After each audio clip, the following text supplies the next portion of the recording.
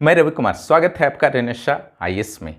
चलिए, JSSC, CGL एवं अन्य स्नातक स्तरीय परीक्षाओं के संदर्भ में आज रांची के एक प्रमुख और प्रतिष्ठित समाचार पत्रों में जो न्यूज छपे हैं उसके आधार पर यह एक बहुत बड़ी खबर आ रही है कि स्नातक स्तरीय जो भी परीक्षाएं होती हैं उसमें व्यापक बदलाव की तैयारी में झारखंड सरकार है। चलिए, उसी पर आज हम लोग विशेष रूप से चर्चा करते हैं। पहले थोड़ा पृष्ठभूमि को देख लीजिए।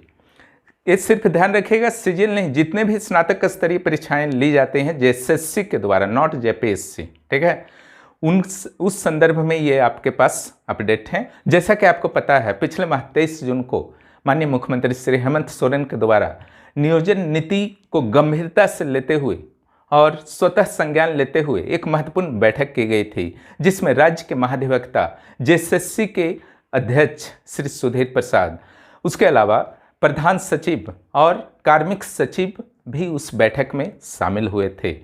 और मुख्यमंत्री श्री हेमंत सोरेन के द्वारा एक क्लियर एक तरह से डायरेक्शन दिया गया था, आपको 1 महीने के अंदर नियोजन से संबंधित क्या क्या समस्याएं हैं, नियमावली हैं, उस संदर्भ में आप प्रक्रिया को आगे बढ़ाइए, नियमावली बनाइए जो विवाद रहित हो और जिससे न्यायालय में चुनौती नहीं दिया जा सके, और चुनौती दी भी जा सकती है तो सरकार अपना स्टैंड अच्छी तरह से रख सके, इतना स्पष्ट नियमावली होनी चाहिए, और साथ ही साथ झारखंड के युवाओं के हितों का भी संरक्षण हो सके।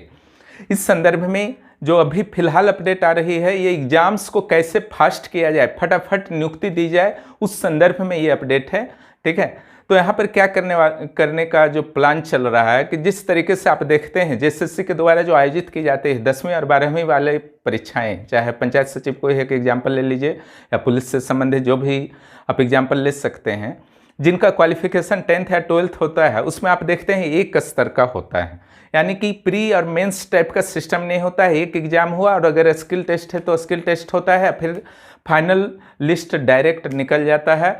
तो झारखंड सरकार को यह प्रस्ताव दिया गया है अधिकारियों के द्वारा कि क्यों ना सिर्फ एक लेवल का कर दिया जाए स्नातक स्तरीय परीक्षाओं को भी। तो निश्चित रूप से स्नातक स्तरीय परीक्षाओं में क्या क्या शामिल होते हैं, चाहे असिस्टेंट इंजीनियर हो, शिक्षक हो, या फिर आपका जेएसएससी सीजीएल हो, ठीक है, तो ये सारे परीक्षाएं शामिल होते हैं।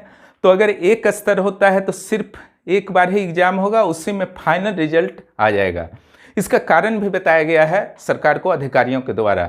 इसके बारे में यह बताया गया है कि चूंकि जब 2 स्तर का एग्जाम होता है तो पहले स्तर के एग्जाम के बाद कई बार विवाद होने से अभ्यर्थी जो हैं कोर्ट को चले जाते हैं, न्यायालय को चले जाते हैं, जिसके कारण प्री के बाद जब रिजल्ट आता है तो न्यायालय में मामला लटक जाता है, तो मुख्य परीक्षा नहीं होता है, तो नियुक्ति में विलंब होती है, तो इससे बहुत बड़ी समस्याएं हो जाती हैं।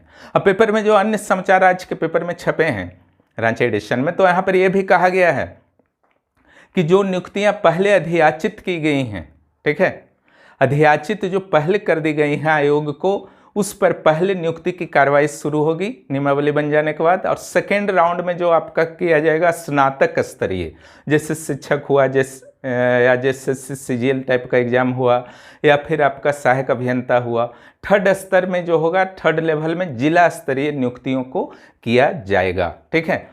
ये तो चलिए न्यूज थे, इसका थोड़ा सा हम लोग विश्लेषण अब कर लेते हैं। पेपर में कहीं से नहीं लिखा गया है कि पूर्व में जो अधियाचना भेजी गई थी उस पर सरकार क्लियर जो है अधियाचना वापस लेगी या नहीं, लेकिन एक चीज़ क्लियर लिखा है, जो पूर्व में अधियाचना भेजी गई थी उस पर पहले एग्जाम होगा, उसके बाद राज्य लेवल का विज्ञापन जारी किया जाएगा, उसके बाद जिला लेवल का। तो यहाँ पर जेएसएससी सीजीएल वाला थोड़ा सा उलझा हुआ फील होता है, क्योंकि ये तो पहले भेजा गया है, विज्ञापन भी जारी हो चुका है।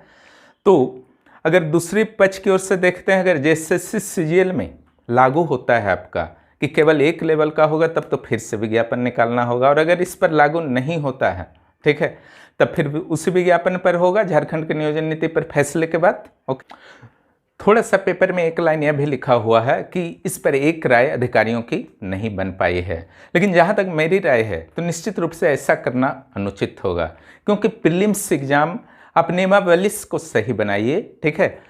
कोर्ट अभ्यर्थी क्यों जाते हैं, क्योंकि कहीं ना कहीं नियमावली गलत रहता है, आप नियमावली का उल्लंघन करते हैं, तो आप नियमावली सही बनाइए जो विवाद रहित हो, तो कोर्ट क्यों जाएंगे अभ्यर्थी, ओके।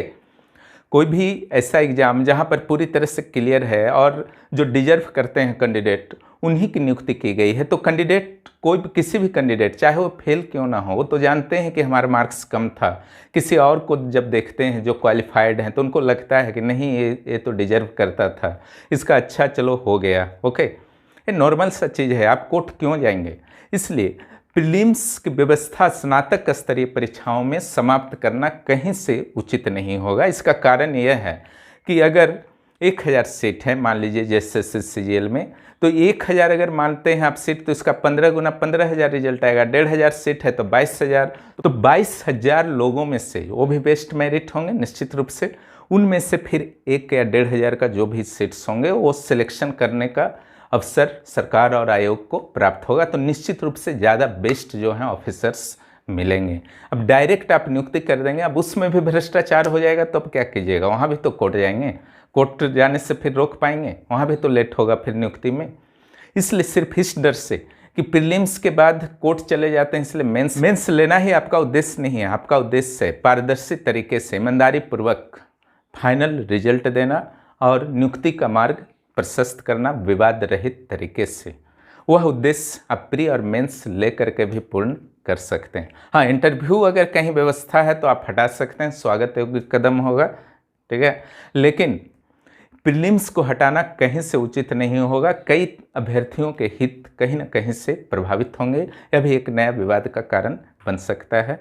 ये एक अपडेट था जैसे CGL एवं अन्य स्नातक स्तरीय परीक्षाओं के बारे में। चलिए कुछ नया फिर से अपडेट्स आता है तो फिर से इस चैनल पर सबसे पहले आपको मिल जाएंगे। वीडियो देखने के लिए बहुत बहुत धन्यवाद। जो भी इस चैनल को सब्सक्राइब नहीं किए हैं तुरंत सब्सक्राइब कीजिए और इस चैनल के मेंबरशिप को भी प्राप्त कीजिए।